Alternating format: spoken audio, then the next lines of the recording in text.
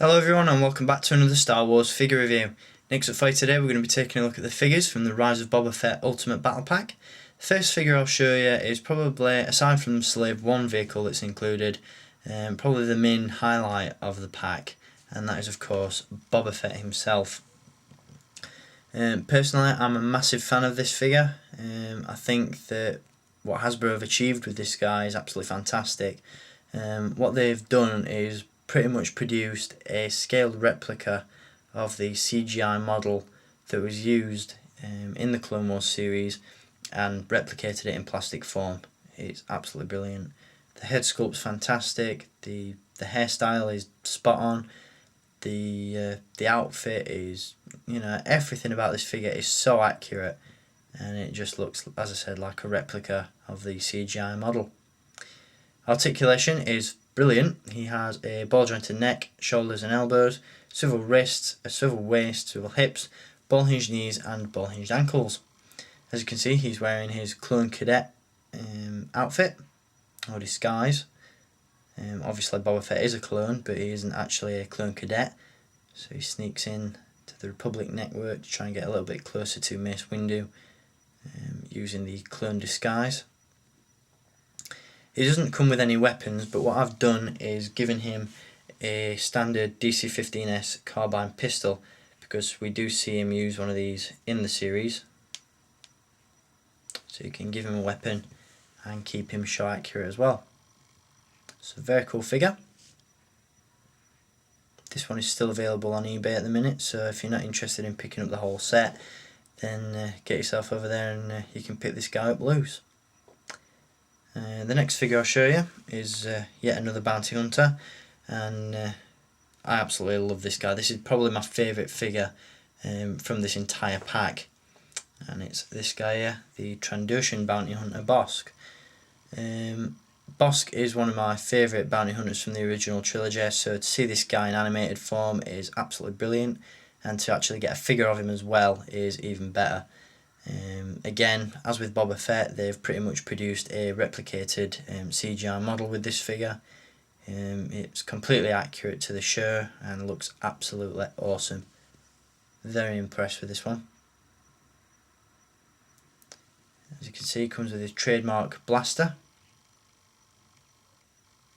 and articulation on this guy is flawless as well. He has a swivel neck, ball hinged shoulders, ball hinged elbows, swivel forearms, ball jointed torso, swivel hips, ball hinged knees and ball hinged ankles. So a nice super articulated figure. Absolutely love the head sculpt on Bossk. I'm going to zoom in on that just to give you a better look.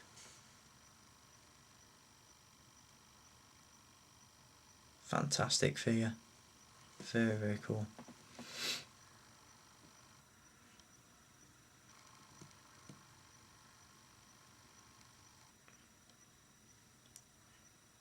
So that's Bossk.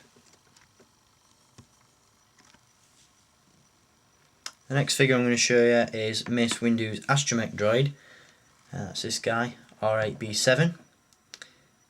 Absolutely love the colour scheme on this guy. I've took to calling this one the Rave droid because he's very, very colourful. As you can see, he's got... Now this is where my colour blindness comes in again, because I can't make my mind up with it. I mean, in fact, no, I'm not going to sound stupid. It's purple. He's got a purple dome with yellow markings. And being a repaint of R2-D2, he has all the same articulation and features. He has a swivel dome, swivel shoulders and hinged ankles. He's wheeled on the bottom, so you can move him about.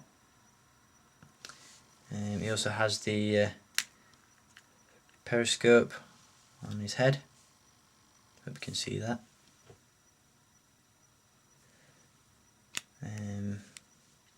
What else does he have? He also has hidden tools on the front. When you open those panels up, he's got his pincer and also the little tool that he uses to get through doors. So that's pretty cool. And also on the back he's got the opening hatch with the grappling hook inside. So I'll just get that out.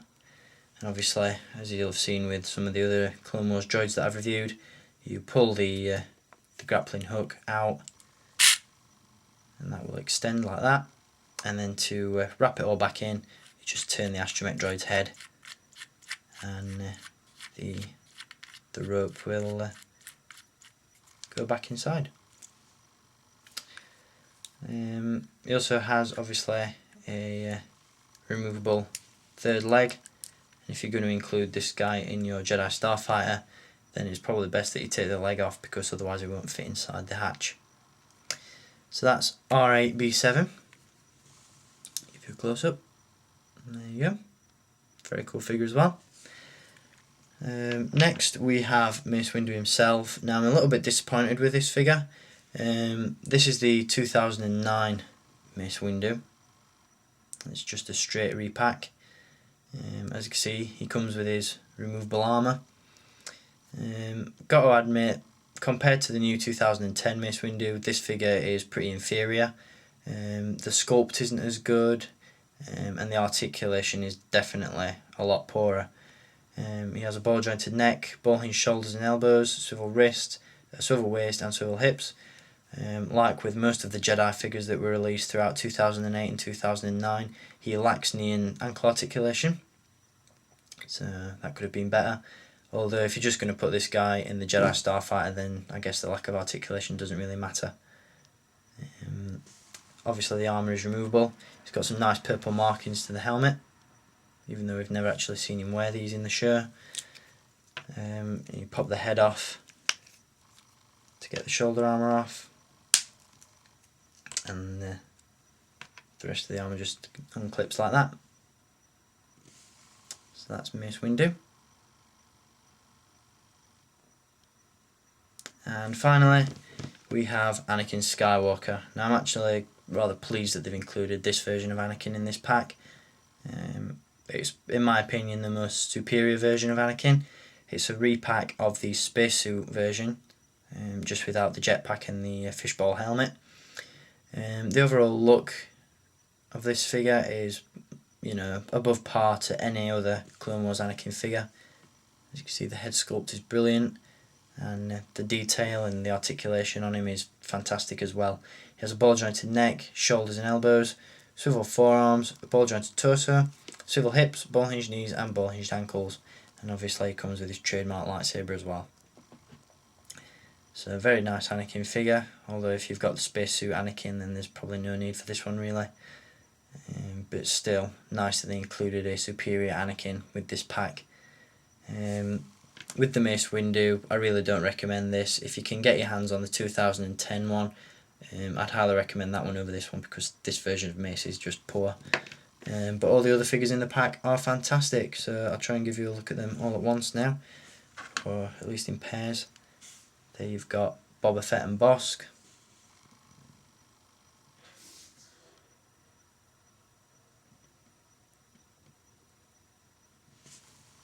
You have Mace Windu and R8B7.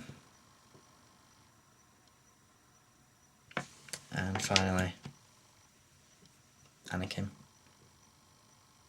So a nice selection of figures, absolutely brilliant for the, for the pack. I put it up on my shelf. I was going to show you Slave 1 with some of the figures in it, but I've just put it back up on my shelf, so I'll probably do that in another video. But anyway, I hope you've enjoyed this special 2-part review. I'll be back with some more videos shortly, so until then, keep collecting, and may the Force be with you.